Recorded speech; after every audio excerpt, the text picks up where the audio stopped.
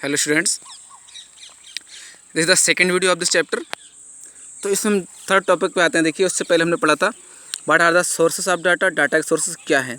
अब थर्ड जो पॉइंट है हमारा, how do we collect the data, हम डाटा कलेक्ट कैसे करते हैं। How do we collect the data.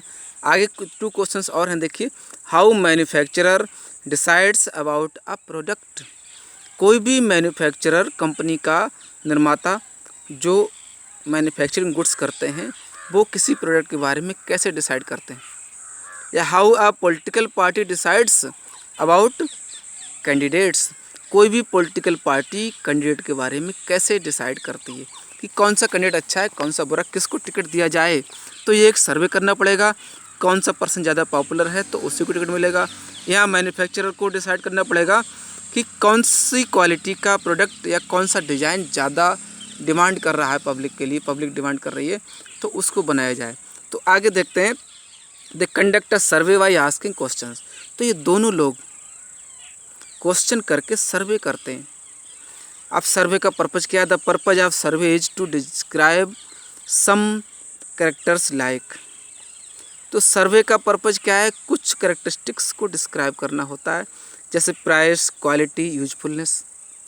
ये किसी प्रोडक्ट के लिए आते हैं कि कौन सा प्रोडक्ट मार्केट में ज़्यादा बिकेगा, उसकी प्राइस डिसाइड करनी है, क्वालिटी कैसी हो और कितना यूजफुल है वो।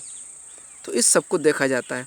ठीक, अब दूसरा देखिए, किसी कैंडिडेट की क्वालिटी को जानेंगे, कैसे कैंडिडेट को टिकट दिया जाएगा। तो उसकी पॉपुलैरिटी कैसी होगी, ऑनेस्ट है वो, लॉयलिटी, वफादार है वो।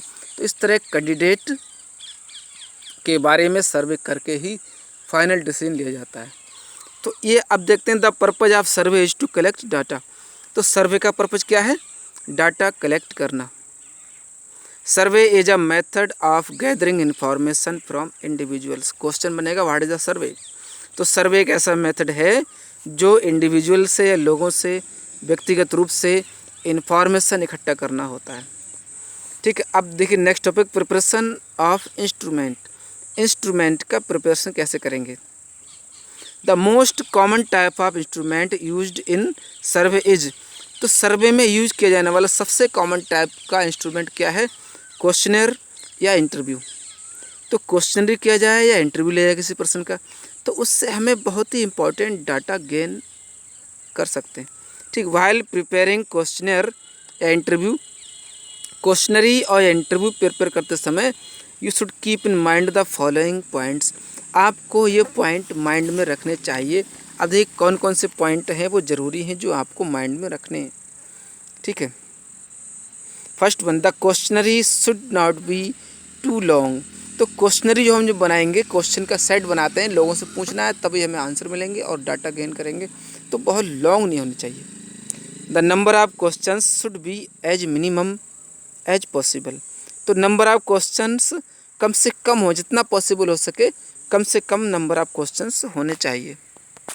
नंबर 2 पर आते हैं class, the series of questions should move from general to specific.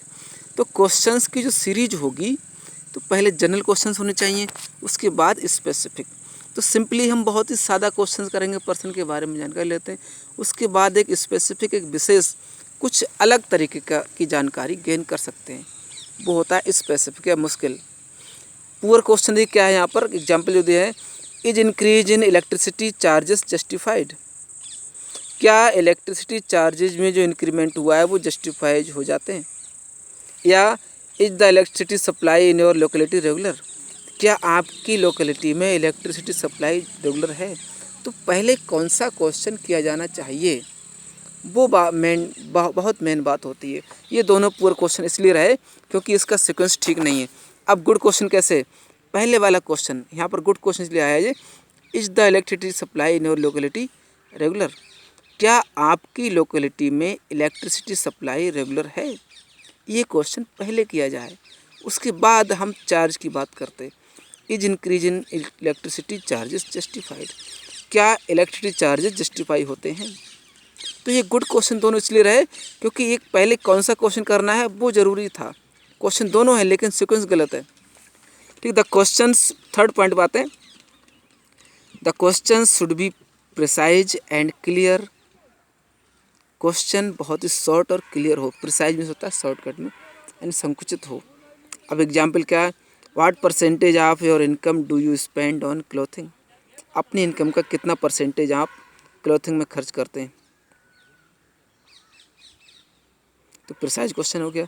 अगर हम क्वेश्चन करते कि कितना रुपया खर्च होता है कपड़ों पर, कितने हज़ार है, कितने लाख हो रहे हैं, वो क्वेश्चन ठीक नहीं था। फोर्थ पॉइंट है, देखिए the questions should B such that, questions ऐसे हों the respondents answer them quickly and clearly, जिसमें रेस्पोंडेंट आंसर देने वाला पर्सन उन्हें क्लियरली और तेज़ी से आंसर दे सके। अब how much do you spend on books in a month, एक महीने में किताबों पर आप कितना खर्च कर देते हैं। ये क्वेश्चन बिल्कुल ही एक्यूरेट होगा। अब ऑप्शन दे दिए हमने, फॉर लेस देन 200 या बिटवीन 200 से 300 के बीच, बिटवीन 300 to 400, मोर देन 400। तो इनमें से कोई एक आंसर सेलेक्ट कर सकता है पर्सन बहुत आसानी से, ज़्यादा उसे क्वेश्चनरी नहीं करनी। फिफ्थ पॉइंट आता है, देखिए the questions should not B double negative, question double negative नहीं होने चाहिए। अब डबल नेगेटिव क्वेश्चन कैसे होता है, देखिए do you think smoking should be prohibited, क्या आप मानते हैं कि स्मोकिंग रोकी जानी चाहिए।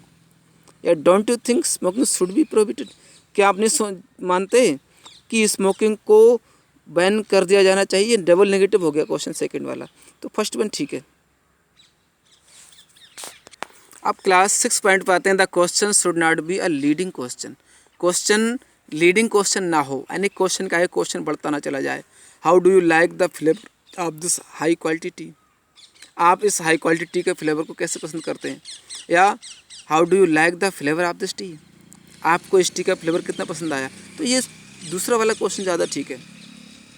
ठीक है, 7th पॉइंट पे आते हैं, the question should not indicate alternatives to the answer, question answer के अल्टरनेटिव्स को दिखाता हुआ ना हो।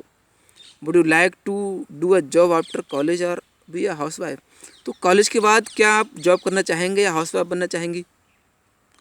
क्वेश्चन थोड़ा घुमाने वाला हुआ, but would you like to do a job if possible, अगर संभव है क्या आप जॉब करना चाहेंगी। इतना ही काफ़ी होता है कि हाउस वाइफ कहना या कॉलेज की बात बताना ज़रूरी नहीं था। नेक्स्ट, द क्वेश्चनरी में consist of closed ended questions और ओपन एंडेड क्वेश्चन, तो इस तरह से क्वेश्चनरी में क्लोज्ड एंडेड क्वेश्चंस या ओपन एंडेड क्वेश्चंस हो सकते हैं।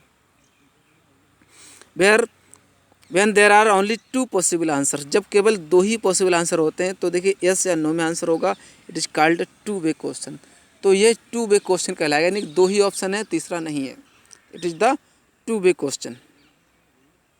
When there is a possibility of more than 2 option known as, तो 2 से ज़्यादा ऑप्शन जब दिए होते हैं किसी क्वेश्चन के आंसर के लिए, तो उन्हें MCQs कहेंगे।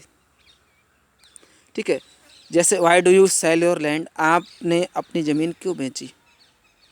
टू पे ऑफ द डेट्स, कर्ज चुकाने के लिए। टू फाइनेंस चिल्ड्रंस एजुकेशन, बच्चों की एजुकेशन के लिए। या to invest in another property, दूसरी प्रॉपर्टी में इन्वेस्ट करने के लिए। या एनी अदर प्लीज स्पेसिफाई, क्या दूसरा रीजन था इन 3 के अलावा, तो स्पेसिफाई करें। ये क्या हुआ, MCQs। ओपन एंडेड क्वेश्चन देखिए क्या होगा, इसका एग्जाम्पल दिया, what is your view about globalisation, तो ग्लोबलाइजेशन के बारे में आपका व्यू क्या है। तो ये ऐसा क्वेश्चन है, इसे ओपन एंडेड इसलिए कहा गया कि बहुत सारे व्यूज हो सकते हैं लोगों के, अलग अलग व्यू होंगे, तो क्या हुआ ये ओपन एंडेड क्वेश्चन। ठीक है स्टूडेंट्स, तो नेक्स्ट टॉपिक हम लेंगे नेक्स्ट वीडियो में। Okay, thanks.